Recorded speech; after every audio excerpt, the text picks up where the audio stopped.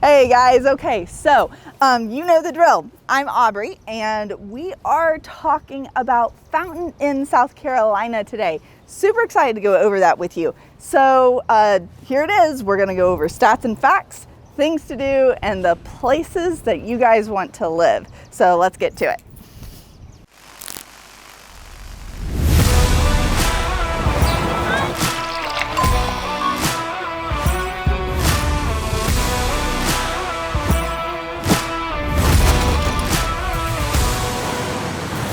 Alright guys, I'm Aubree and they've grown to separate locations to tell you the overall facts and facts of actually standing on the Swamp Rabbit Trail right now. So, wait a second, I'm falling. Alright, Fountain Inn, South Carolina, stats and facts. The fun things that you need to know about Fountain Inn is honestly, it's really tiny and it's located on the southern side of Greenville. It's actually part of both Greenville County and Lawrence County. So that's kind of fun to know, and the overall location is only about like 7 miles. So it's not very big. There's not many people here. I think the last census has us at like 10,000 people in the area, and a lot of people are relocating here. There's a lot of land out here, so it's just a nice spot. Now, Fountain Inn was actually established in 1886 on Christmas Eve. And kind of fun, how did Fountain Inn get its name?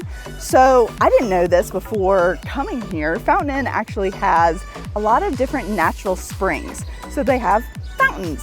And people, as they were traveling, they would go from Columbia, South Carolina to Asheville, and Fountain Inn was a spot that they chose to stop. So, Fountain Inn. And with that, I mean, there's a lot of different fun things to know about Fountain Inn. That there are two people here specifically in the area. We had a great conversation with a lady who has lived here for a majority of her life. She was a 3rd grade history teacher, and she told us all about Robert Quinlan. So Robert Quinlan was an American journalist who was a purveyor of village nostalgia. So he knew a lot about the area. We also heard a ton about Peg Leg Bates. So Peg Leg Bates was a one-legged tap dancer. I didn't know you could tap dance with one leg, but you can. And he was just really well known here in the area. And I know that there's a statue around here somewhere with him, so we're just gonna have to go find it.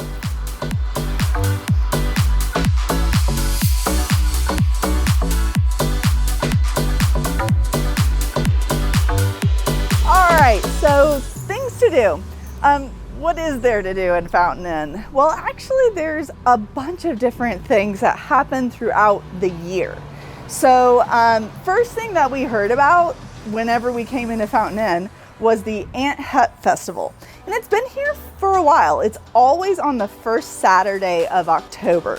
So just go ahead and mark your calendars now. You have to come. And honestly, Aunt Het was a woman that Robert Quillian, remember we talked about him, Robert would write about, and he had a column called Aunt Het. And it was the words of wisdom, the neighborhood advice that you would hear. Well, they had a festival now called the Aunt Het Festival. Super cool, lots of different vendors come into town, food, music, so on and so forth. Next, there is a fairly new festival called the Cornbread and Collard Greens Festival. I don't know how much southern you can get than just good old collards and cornbread, so there we go. There is also a farmer's market here in Fountain Inn, and it's actually just one street over from Main Street. Super cool little space, don't want to miss out on a good farmer's market. Also, they do have a 4th of July spectacular and a lot of other events throughout the year. Some other things of note.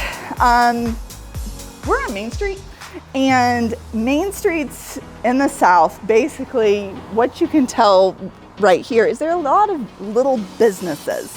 Now, the little businesses are, I don't know, they're fun. They're locals. It's the community, which I've told you before. I love the people here.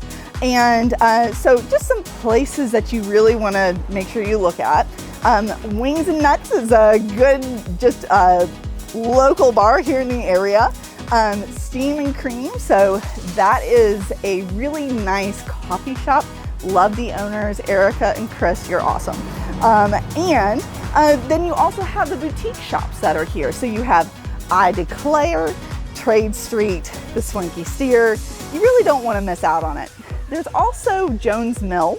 So Jones Mill is going under renovation right now, and it is going to be a place for small businesses and condo living. And so you definitely want to pay attention to stuff like that. So that's it, guys. There's a lot of different things around Fountain Inn. Who would have thought?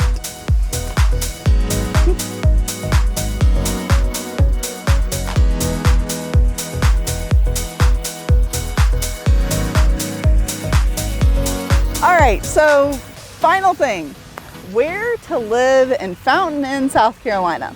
So I'm gonna rattle off a couple different neighborhoods that I know are good neighborhoods, or at least people that I've helped buy a house in or maybe sell a house.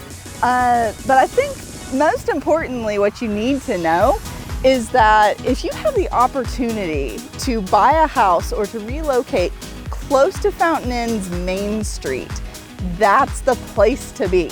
Or at least that's what I've heard is the place to be. I talked about our friend that we talked to earlier when we were getting coffee this morning, and we just asked her really fast, like, where do you live? Where would you want to live around here? And she said, close to Main Street. Now here's the fun part of that story is she was sitting there with her friend, and they told us that they actually bought their house here in Fountain Inn in the 60s and 70s. And respectively, they bought a house for $17,000 and $19,000.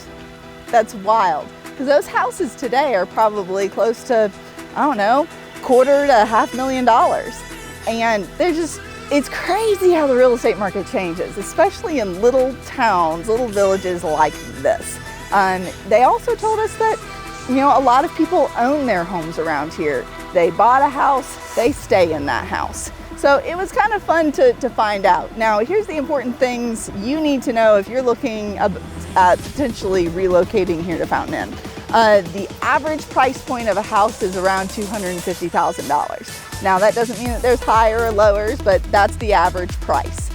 Some neat neighborhoods to look into. You'd want to look at Fountain Brook, Country Chase, Raven Chase, a lot of chases around here, Legacy Farms, and just to name a few. So if you are thinking about relocating here, shoot me an email or give me a comment on this video because I'd love to give you more information about it.